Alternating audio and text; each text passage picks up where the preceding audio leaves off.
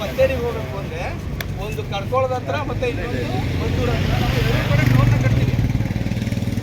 So ಎರಡು ಕಡೆ ನಮಗೆ ಟೋಲ್ಗೆ ಅಂತಂದರೆ 120 ರೂಪಾಯಿವರೆಗೂ ಕಟ್ಟಾಗುತ್ತೆ. ಈ ಒಂದು ಗಾಡಿ ಅಂತಂದರೆ ನಮ್ಮ ಮೈಸೂರಿಂದ ಕೇರಳ ಗಾಡಿಗಳಿಗೆ ಎಷ್ಟು ಗಾಡಿಗಳು ಓಡಾಡ್ತವೆ, ದಿನಕ್ಕೆ ಲಕ್ಷಾಂತರ ರೂಪಾಯಿ ಇಲ್ಲೇ ವಸೂಲಿ ಆಗುತ್ತೆ. ಆದರೂ ಕೂಡ ಈ ರಸ್ತೆ ಇನ್ನೂ ಕೂಡ ನಿರ್ಮಾಣ ಆಗಿದೆ ಅಥವಾ ಸಂಪೂರ್ಣವಾಗಿ ದುರಸ್ತಿ ಆಗಿದೆ. ಇದೆಯಲ್ಲ, ಇದನ್ನು ನಿಮ್ಮಲ್ಲಿ ಯಾರು ಕರ್ನಾಟಕದಲ್ಲಿ ಪ್ರಶ್ನೆ ಮಾಡೋ ಅಂಥವ್ರು ಯಾರಿಗೂ ಇಲ್ವಾ? ನಿಮ್ಮ ಶಾಸಕರು ಏನು ಮಾಡ್ತಾರೆ, ಸಂಸದರು ಏನು ಮಾಡ್ತಾರೆ, ನಿಮ್ಮ ಜಿಲ್ಲಾಧಿಕಾರಿಗಳೇನು ಮಾಡ್ತಾರೆ, ಸಂಬಂಧಪಟ್ಟ ರಾಷ್ಟ್ರೀಯ ಹೆದ್ದಾರಿ ಪ್ರಾಧಿಕಾರಿ ಇಂಜಿನಿಯರ್ಗಳು ಏನು ಮಾಡ್ತಾ ಇದ್ದಾರೆ? ಇದು ಯಾರಿಗೂ ಏನು ಕೆಲಸ ಇಲ್ಲ ಅಂತಲೇ ಪರವಾಗಿಲ್ಲ. ಕೊನೆ ಪಕ್ಷ ಸಂಘಟನೆಯವರುಗಳಾಗಲಿ ಸಾರ್ವಜನಿಕರುಗಳಿಗೆ ಯಾರಿಗೂ ಇದ್ರ ಬಗ್ಗೆ ಜವಾಬ್ದಾರಿ ಅನ್ನೋದೇ ಇಲ್ವಾ? ಎಲ್ಲರಿಗೂ ನಮ್ಗೆ ಯಾಕೆ ಅಂತ ಸುಮ್ಮನೆ ಇದ್ರೆ ನಿಮ್ಮ ರಾಜ್ಯ ಅಭಿವೃದ್ಧಿ ಆಗೋದು ಹಿಂಗೆ? ನಮ್ಮ ರಾಜ್ಯದಲ್ಲಿ ಏನಾದ್ರು ಈ ಥರ ಏನು ಒಂದು ನಿಗದಿಪಡಿಸಿರ್ತೀವಿ ಒಂದು ಕಾಮಗಾರಿ ಕಂಪ್ಲೀಟ್ ಮಾಡೋಕ್ಕೆ, ಆ ನಿಗದಿಪಡಿಸಿದಂಥ ಡೇಟ್ಗಿನ ಒಂದು ವಾರ ಮುಂಚಿತವಾಗಿ ಆಯಿತು ಇಡೀ ನಷ್ಟನ ಟೆಂಡರ್ ಕೈಯಿಂದ ನಾವು ಬಿಡಿಸ್ತೀವಿ. ಆ ಟೆಂಡರ್ದಾರ ಯಾರು ತಗೊಂಡಿರ್ತಾನೆ ಆ ಟೆಂಡರ್ದಾರ ಹತ್ರ ಒಂದು ವಾರದವರೆಗೆ ರಸ್ತೆ ನೋಡಿದ್ರಲ್ಲಿ ತ್ವರಿತಗತಿಯಲ್ಲಿ ಆಗಿಲ್ಲ ಅಂತಂದರೆ ಆ ಒಂದು ವಾರಕ್ಕಾಗಷ್ಟು ನಷ್ಟನ ನಾವು ಅವರಿಂದ ಕಳಿಸ್ತೀವಿ. ಅಷ್ಟೇ ಅಲ್ಲ, ಆ ಟೆಂಡರ್ದಾರರಿಗೆ ಮತ್ತೆ ಇನ್ನೊಂದ್ಸಲ ಟೆಂಡರ್ ಸಿಗಬಾರ್ದು ಅನ್ನೋ ರೀತಿಯಲ್ಲಿ ನಾವು ಬ್ಲ್ಯಾಕ್ ಲಿಸ್ಟ್ ಹಾಕ್ಸೋದಕ್ಕೆ ಸಾರ್ವಜನಿಕರೆಲ್ಲರೂ ಮಾಡ್ತೀವಿ. ಯಾಕೆಂದರೆ ಪಬ್ಲಿಕ್ ಪ್ರಾಪರ್ಟಿಗಳೆಲ್ಲವೂ ಕೂಡ ನಮಗೆ ಸೇರಿದ್ದು ಅನ್ನೋ ನಿಮಗೆ ನಮಗಿದೆ. ಆದರೆ ನಿಮ್ಮಲ್ಲಿ ಯಾಕೆ ಈ ಒಂದು ನಾಲೆಡ್ಜ್ ಬರ್ತಾ ಇಲ್ಲ ಜನಗಳಿಗೆ ಅಂತ ಕಡಿಮೆ ಮಾಡಿದಾಗ ನಮಗೆ ಭಾಳ ಬೇಸರ ಅನ್ನಿಸ್ತು. ಕೆಲಸ ಮಾಡ್ತಾರೆ, ಇಲ್ಲಿ ಬರೋ ಅಂಥ ಧೂಳು ಮಕ್ಕಳಿಗೆ ಆರೋಗ್ಯದ ಮೇಲೆ ಪರಿಣಾಮ ಬೀರುತ್ತೆ ಅಂತ ಅಲ್ಲಿ ಈಗ ಎಚ್ ಎಮ್ ಆಗಲಿ ಅಥವಾ ಅಧಿಕಾರಿಯಾಗಲಿ ಒಂದು ಪಿ ಯು ಆಗಿ ಅಥವಾ ಡಿ ಡಿಗೆ ಜಿಲ್ಲಾಧಿಕಾರಿಗಳಿಗೆ ತಂದಿಲ್ಲ. 1 ವರ್ಷಗಳಾದರೂ ಕೂಡ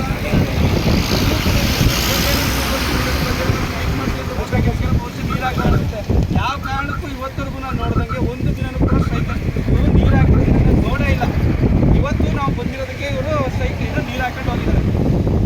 ಈ ಶಾಲೆ ಮುಖ್ಯೋಪಾಧ್ಯಾಯರು ಅವ್ರಿಗೂ ಜವಾಬ್ದಾರಿ ಇಲ್ಲ, ಬಿ ಓದವ್ರು ಬಂದರೆ ಅವ್ರಿಗೂ ಜವಾಬ್ದಾರಿ ಇಲ್ಲ, ಡಿ ಡಿ ಅವರಾಗಲಿ ಡಿ ಸಿ ಅವ್ರಿಗಾಗಲಿ ಯಾರಿಗೂ ಜವಾಬ್ದಾರಿ ಇಲ್ಲ. 100 ಮಕ್ಕಳು ಆರೋಗ್ಯ ಹಾಳಾಗುತ್ತೆ ಅಂತ. ಇಲ್ಲಿ ಬಂದಿರೋ ಧೂಳಿಂದ ನೋಡಿ ಇಲ್ಲೇ ಕಾಣಿಸ್ತಾ ಇದೆ ನಿಮಗೆ. ಇಲ್ಲಿ ಬೆಳೆದಿರೋಂಥ ರೈತರುಗಳ ಬೆಳೆಗಳ ಮೇಲೆ ಪರಿಣಾಮ ಬೀಳುತ್ತೆ. ಆ ರೈತರುಗಳು ಕೂಡ ಕೇಳ್ತಾ ಇಲ್ಲ.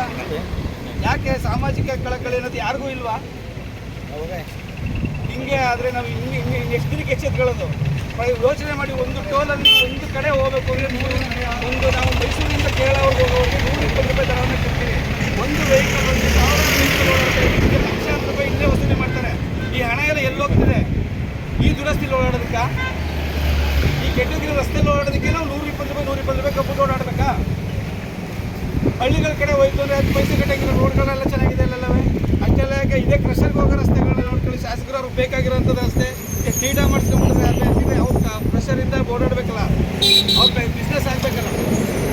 ಆ ರಸ್ತೆ ಮೇಲೆ ಕಂಪ್ನಿ ಇರುತ್ತೆ, ಈ ರಸ್ತೆ ಮೇಲೆ ಯಾಕೆ ಕಂಪ್ನಿ ಇರಲ್ಲ? ಯಾಕಂದರೆ ಸಾರ್ವಜನಿಕ ಓಡಾಡಿದ್ರೆ ಓಡಾಡ್ಕೊಳ್ಳಿ. ನಮ್ಗೆ ಯಾಕೆ ಎಲೆಕ್ಷನ್ ಟೈಮ್ ಬರುತ್ತೆ, 2,000 1,000 ಕೊಡ್ತೀವಿ, ಓಟ್ ಹಾಕ್ತಾರೆ, ಅಷ್ಟೇ ಅವ್ರ ಕಥೆ. ಇನ್ನು 5 ವರ್ಷ ನಾವು ಹೋಗ್ತಿಲ್ಲ, ಅವ್ರೇನು ಕೇಳೋಂಗಿಲ್ಲ ನಮ್ಮನ್ನು. ಇದೇನಾ? ದಯಮಾಡಿ ಶಾಸಕರು ಸಂಸದರು ಆಗಲಿ ಜಿಲ್ಲಾಧಿಕಾರಿಗಳಾಗಲಿ ರಾಷ್ಟ್ರೀಯ ಹೆದ್ದಾರಿ ಪ್ರಾಧಿಕಾರಿಗಳಾಗಲಿ ಯಾರು ಆಗಲಿ ಮುಂದೆ ಕಾಮಗಾರಿ ನಡೆಯೋದಕ್ಕೆ ಅಂತಂದು ಏನು ಟೈಮನ್ನು ನಿಗದಿಪಡಿಸಿದ್ರೆ ಅದರೊಳಗೆ ನೀವು ಮಾಡೋಕ್ಕಾಗಿಲ್ಲ ಅಂತಂದರೆ ದಯಮಾಡಿ ಆ ಟೆಂಡರ್ದಾರನ್ನ ಬ್ಲ್ಯಾಕ್ ಲಿಸ್ಟಿಗೆ ಸೇರಿಸಿ ಮತ್ತು ಈಗ ಆಗ್ತಾ ಇರೋಂಥ ಆದ್ದರಿಂದ ಬರೆಸಿ. ಯಾರಲ್ಲಿ ಮುಂದಿನ ದಿನಗಳಲ್ಲಿ ಬೇರೆ ಟೆಂಡರ್ ತಗೊಳ್ಳಾಗ್ತವೆ ಕೂಡ ಎಚ್ಚೆತ್ತದಲ್ಲಿ ಆಗ ಸಮಯಕ್ಕೆ ಸರಿಯಾಗಿ ರಸ್ತೆ ನಿರ್ಮಾಣಗಳಾಗುತ್ತೆ. ದೇಶದ ಅಭಿವೃದ್ಧಿ, ನಮ್ಮ ರಾಜ್ಯದ ಅಭಿವೃದ್ಧಿ, ನಮ್ಮ ಜಿಲ್ಲೆಯ ಅಭಿವೃದ್ಧಿ ಏನೋ ಅಚ್ಚುಕಟ್ಟಾಗಿ ನಡೆಯುತ್ತೆ ಅಂತ ನಾನು ಭಾವಿಸ್ತಾ ಇದ್ದೀನಿ. ಹಾಗೆಯೇ ಈ ಒಂದು ಸಂದರ್ಭದಲ್ಲಿ ನಾನು ಕೇಳ್ಕೊಳ್ಳೋದೇನಪ್ಪ ಅಂದರೆ, ಈ ಒಂದು ಕಾಮಗಾರಿ ಸಂಪೂರ್ಣ ಆಗೋವರೆಗೂ ಕೂಡ ಎರಡೂ ಕಡೆಯ ದರವನ್ನು ಸಂಪೂರ್ಣವಾಗಿ ನೀವು ಬಂದ್ ಮಾಡಬೇಕು. ಒಂದು ವೇಳೆ ನೀವು ಟೋಲ್ ದರವನ್ನು ಬಂದ್ ಮಾಡಿಲ್ಲ ಅಂತಂದರೆ ಇನ್ನೊಂದು ವಾರದಲ್ಲಿ ಮತ್ತೆ ನಾವು ಟೋಲ್ ಗೇಟ್ ಬಳಿನೇ ಹೋಗಿ ಟೆಂಟ್ ಹಾಕೊಂಡು ಉದ್ಯಮ ಮಾಡ್ತೀವಿ. ಕೇವಲ ಇವತ್ತು ಏನು ಕನ್ನಡಪರ ಸಂಘಟನೆಗಳು ಮತ್ತು ಜಾರಕಿಹೊಳಿ ಬ್ರಿಗೇಡ್ ಮಾತ್ರ ಕೂತಿದೆ. ಆದರೆ ಮುಂದಿನ ದಿನಗಳಲ್ಲಿ ನೀವು ಈ ಒಂದು ಮನವಿನ ಸ್ವೀಕರಿಸಿ ಕೂಡಲೇ ನೀವು ಅದನ್ನು ನಾವು ಸಂಪೂರ್ಣವಾಗಿ ಬಂದ್ ಮಾಡಲಿಲ್ಲ, ಈ ರಸ್ತೆ ನಿರ್ಮಾಣ ಆಗೋವರೆಗೆ ಸಂಪೂರ್ಣವಾಗಿ ಅಂತಂದರೆ ಮುಂದಿನ ವಾರದಲ್ಲಿ ನಾವು ಅಲ್ಲಿ ಸಾರ್ವಜನಿಕ